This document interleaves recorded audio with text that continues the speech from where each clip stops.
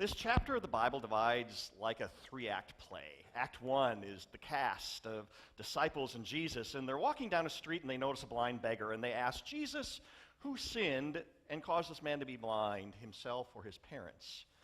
It was common to blame blindness upon some sin in those days, and Jesus' response is neither.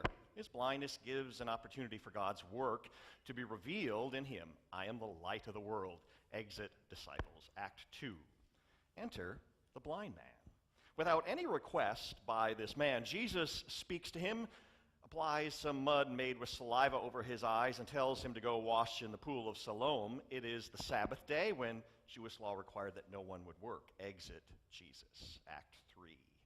Enter neighbors and village people. The man washes the mud off his eyes and he can see. And those who witness ask, how does this happen? The man, once blind, says Jesus did it. The neighbors are unsure if this is really the guy once blind.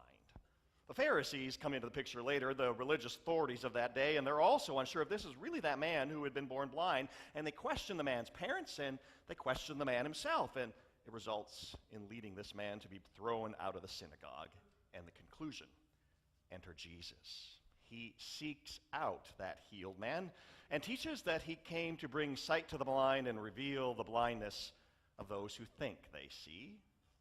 So, the Gospel of John, the 9th chapter. Let's watch.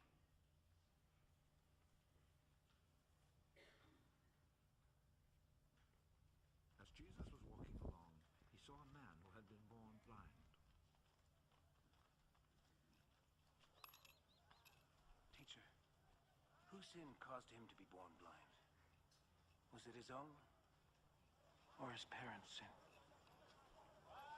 His blindness has nothing to do with his sins or his parents' sins. He is blind so that God's power might be seen at work in him. As long as it is day, we must keep on doing the work of him who sent me. Night is coming, when no one can work. While I am in the world, I am the light for the world.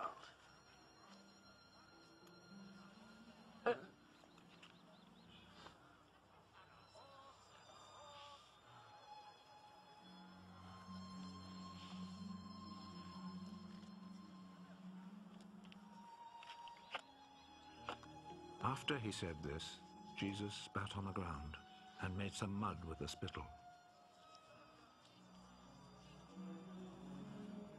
He rubbed the mud on the man's eyes.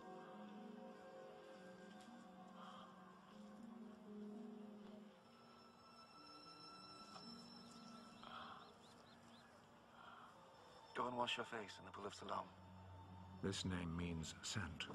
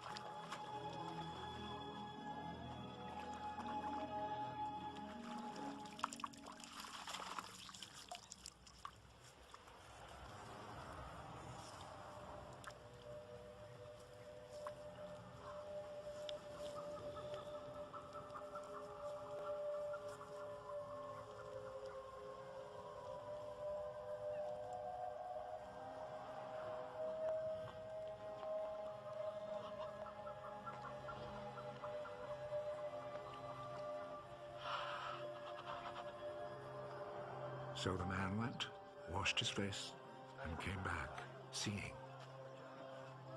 His neighbors then, and the people who had seen him begging before this, asked, "Isn't this the man who used to sit and beg?" He's the one. No, he isn't. He just looks like him. I am the man. How is it that you can now see? The man called Jesus made some mud, rubbed it on my eyes, and told me to go to Siloam and wash my face. So I went. And as soon as I washed, I could see. Where is he? I don't know. Then they took to the Pharisees the man who had been blind. The day that Jesus made the mud and cured him of his blindness was a Sabbath.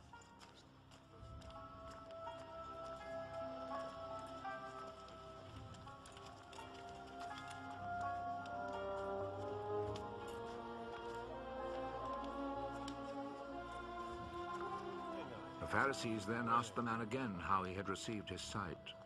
He put some mud on my eyes. I washed my face, and now I can see. The man who did this cannot be from God, for he does not obey the Sabbath law.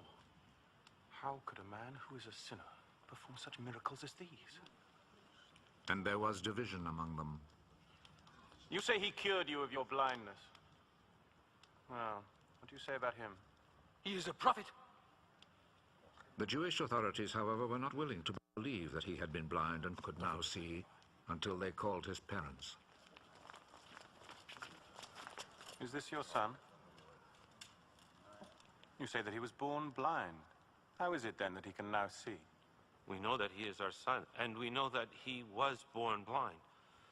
But we don't know how it is that he is now able to see, nor do we know who cured him of his blindness. Ask him. He is old enough and he can answer for himself. His parents said this because they were afraid of the Jewish authorities, who had already agreed that anyone who said he believed that Jesus was the Messiah would be expelled from the synagogue. That is why his parents said, "He is old enough, ask him." A second time, they called back the man who had been born blind. Promise before God that you will tell the truth. We know that this man who cured you is a sinner. I do not know if he is a sinner or not. One thing I do know. I was blind, and now I see.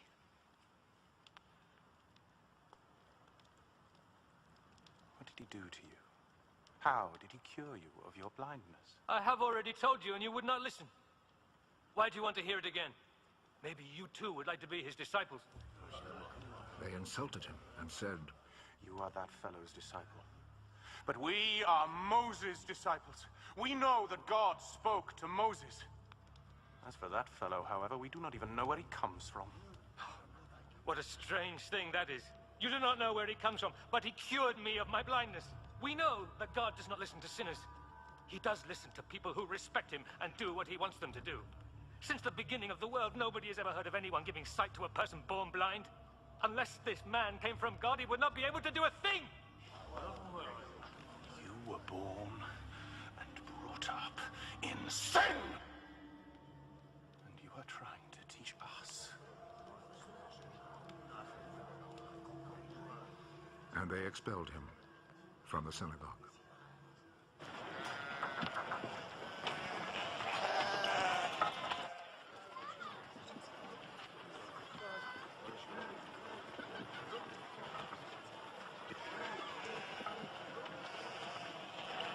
When Jesus heard what had happened, he found the man. Do you believe in the Son of Man? Tell me who he is, sir, so that I can believe in him. You have already seen him. And he is the one who is talking with you now.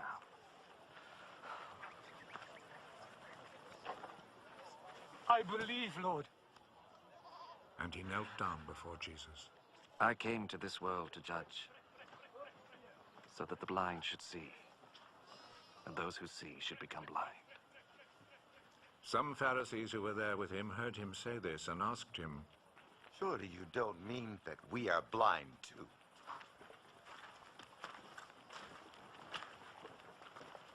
If you were blind, then you would not be guilty. But since you claim that you can see, this means that you are still guilty.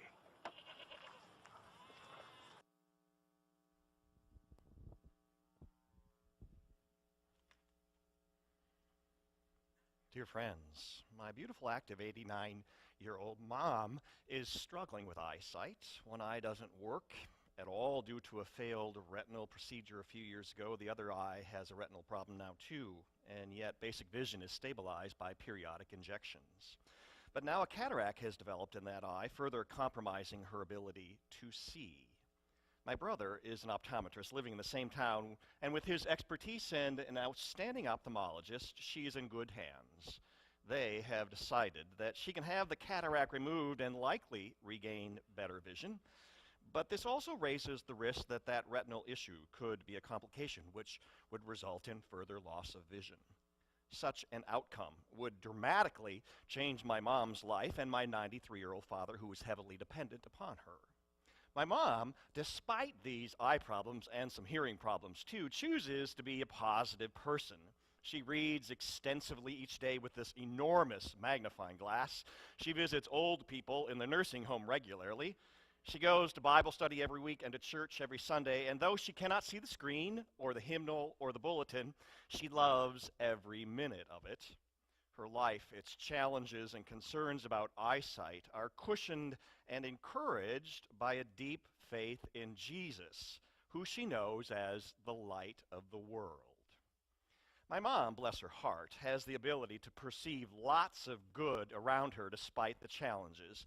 She lives out this quote by Irving Berlin: "Life is 10% what you make it and 90% how you take it."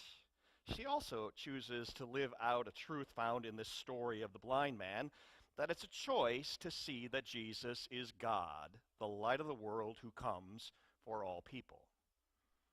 This biblical account shows the difference between how people perceive perceptions and how they result in a variety of views. Those village people could not believe their eyes that this miraculously seeing man was that same blind beggar that they had passed on the street for years.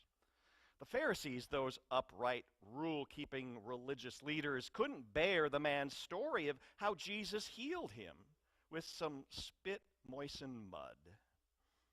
Perception makes all the difference in this miracle story. It makes a huge difference in our lives too.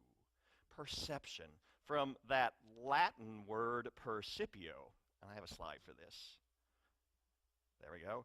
Is organizing and identifying information that we gain through our five senses in order to understand this world around us. How we interpret what we gain through our senses determines our actions and our responses, even our beliefs. Think about how perception impacts human life. We look at poor people, and we can see either lazy people who refuse to work, or we can see victims of circumstance or poor choices, or we can see decent human beings making the most of a tough situation. We can look at climate science and see a natural cycle which has just happened to come upon us now, or we can see human actions putting our planet under pressure and changing its climate. We can look at so many other issues of wealth and income inequality, consumption, energy, immigration, healthcare, sexuality, abortion, capital punishment, and every person's perception of such issues can be different. In this Bible story, those Pharisees and some of the blind man's neighbors choose to see the perception of this man's healing not being a miracle. At first, they refuse to believe it. It's really that blind beggar we've ignored for years?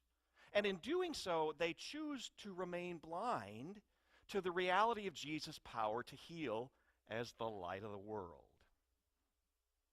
In our daily lives, we make all kinds of choices, conscious and subconscious, about what we will see and what we won't.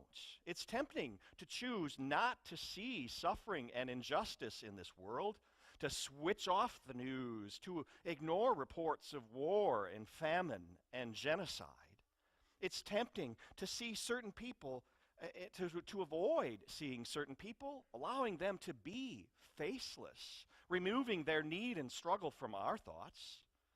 It's tempting to avoid seeing some validity in those people with whom we disagree, instead choosing them to see them as just plain wrong. It's tempting to avoid seeing our money's power for making a difference in the lives of others, and rather choose to believe I'm just one person. I couldn't do much anyway. But if we have perceived Jesus as the light of the world, truly God, then our seeing will be informed by God's perspective, where the last are first, the greatest are the least, and still everyone has merit and worth. The blind man used his newly functioning eyes to see Jesus as the light of this world and to worship him. If you and I are going to follow him into a world of justice, we must necessarily live our lives with that Christ-like mission of helping others to see and be blessed by the extravagantly good, inclusive, and healing love made known in Jesus. Amen.